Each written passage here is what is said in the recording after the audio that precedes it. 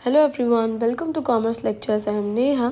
आज करेंगे हम क्लास 11 एंटरप्रेन्योरशिप। टॉपिक है हमारा आज का प्राइसिंग। एंड गाइस, ये देखो, इस चैनल पे जितने भी नोट्स अगर आपको चाहिए तो डिस्क्रिप्शन में लिंक मिल जाएगा, वहाँ से आप नोट्स डाउनलोड कर सकते हैं। तो प्राइसिंग का क्या मतलब है? It is the process of determining what a business will receive in exchange for its products and services. यानी इसमें हम क्या डिटरमाइन करते हैं, क्या डिसाइड करते हैं कि जब हम अपना कोई भी प्रोडक्ट या सर्विस बेचेंगे तो उसके बदले में, एक्सचेंज में यानी बदले में, हमें एक कस्टमर कितने रुपए देगा। हम इसमें ये चीज़ डिसाइड करते हैं, ठीक है। तो मतलब वो अमाउंट हम डिसाइड करते हैं कि प्रोडक्ट बेचने पे कितना अमाउंट हमें कस्टमर से रिसीव होगा। उस अमाउंट डिसाइड करने के प्रोसेस को हम प्राइसिंग बोलते हैं। Next is factors influencing prices. यानी जब हम प्राइस डिसाइड करते हैं किसी भी प्रोडक्ट का, तो किन फैक्टर्स का हमें ध्यान में रख के जो है प्राइस डिसाइड करना चाहिए। सबसे पहला है इंटरनल फैक्टर्स। इंटरनल यानी जो ऑर्गेनाइजेशन के, एंटरप्राइज के अंदर के खुद के फैक्टर्स होते हैं। सबसे पहला है ऑब्जेक्टिव्स ऑफ द फर्म। भाई फर्म का मेन क्या ऑब्जेक्टिव है? सेल्स मैक्सिमाइजेशन है या प्रॉफिट मैक्सिमाइजेशन है?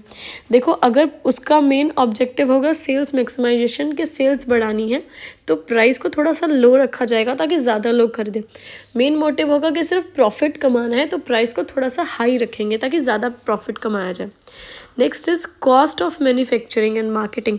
भाई अपना जितना भी खर्चा आया है प्रोडक्ट की मैन्युफैक्चरिंग यानी बनाने में, मार्केटिंग यानी उसको प्रमोट करने में, तो वो सारा खर्चा भाई इंक्लूड हो उस प्राइस में। मतलब 100 रुपये अगर खर्चा आया है एक प्रोडक्ट को बनाने में, तो प्राइस 100 से ऊपर होना चाहिए। Next is price elasticity of demand. इसका क्या मतलब है कि अगर हम प्राइस में कुछ चेंजेस लेके आते हैं तो डिमांड पर क्या इफेक्ट पड़ता है। अगर बहुत ज़्यादा हाईली इलास्टिक डिमांड है, सपोज प्राइस में 1-2 रुपये का भी ऊपर नीचे होता है, तो डिमांड भी एकदम से हिल जाती है। तो ऐसे केस में प्राइस को हमें थोड़ा सा लो रखना चाहिए, क्योंकि अपने को इससे बहुत नुकसान हो जाएगा। Next is product life cycle. अभी प्रोडक्ट की सपोज इंट्रोडक्टरी स्टेज है, कुछ स्टेजेस होती हैं प्रोडक्ट लाइफ साइकिल की। तो इंट्रोडक्टरी यानी स्टार्टिंग की स्टेज है, प्रोडक्ट आपने जस्ट लॉन्च किया है, मार्केट में एंटर किया है, तो प्राइस स्टार्टिंग में थोड़ा सा लो रखिए, क्योंकि एकदम से हाई प्राइस रखेंगे तो लोगों को वैसे ही ट्रस्ट नहीं होता है नई नई ब्रांड्स पे, इतना हाई प्राइस कैसे पे करेंगे। The uniqueness of the utility of the product. यानी आपका जो प्रोडक्ट है वो कितना यूनिक है, कितना अलग है, उसके क्या अलग से कुछ बेनिफिट्स हैं। अगर कुछ ऐसा है तो प्राइस हाई रख सकते हैं, लेकिन अगर नॉर्मल सा प्रोडक्ट है, सबके जैसा ही प्रोडक्ट है, ज़्यादा डिफरेंट नहीं है, तो थोड़ा लो प्राइस रखिए।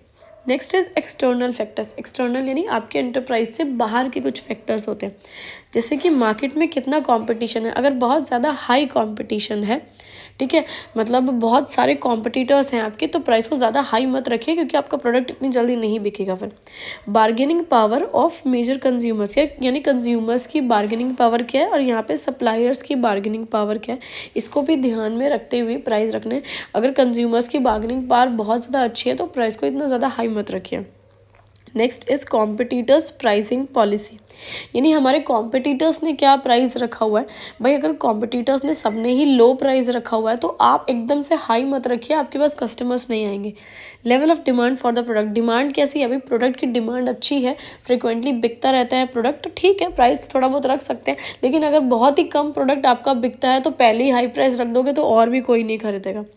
Government control and regulations on pricing. भाई गवर्नमेंट भी कई चीज़ों पे प्राइस फिक्स कर देती है कि इससे ज़्यादा प्राइस पे आप ये पर्टिकुलर प्रोडक्ट नहीं बेच सकते। जैसे कि कई सारे एसेंशियल गुड्स जो होते हैं उनके प्राइसेस गवर्नमेंट बोलते हैं इससे ज़्यादा नहीं बेचने, वरना लोग अफोर्ड नहीं कर पाएंगे, तो इसलिए उनका प्राइस देख के रखें गवर्नमेंट के अकॉर्डिंग। सोशल कंसिडरेशन, यानी हमारी सोसाइटी क्या सोचती है, हमारी सोसाइटी के टेस्ट एंड प्रेफरेंस क्या है, मतलब उनको सोचते हुए प्राइस रखें कि अगर हमारी सोसाइटी में सपोज लो इनकम ग्रुप वाले लोग आपका प्रोडक्ट खरीदते हैं तो उसको बहुत ज़्यादा महंगा मत रखिए। Image of the company. Company की इमेज कैसी है? अगर आपकी बहुत अच्छी इमेज है, ठीक है, लोगों के सामने यूँ है कि हाँ भाई ये कंपनी बहुत बढ़िया है, ये ब्रांड बहुत ट्रस्टेड है, तो आप हाई प्राइस रख सकते हैं। अगर नई कंपनी है, इतनी अच्छी इमेज नहीं है, तो थोड़ा सा लो प्राइस रखिए, ठीक है। इससे वीडियो खत्म।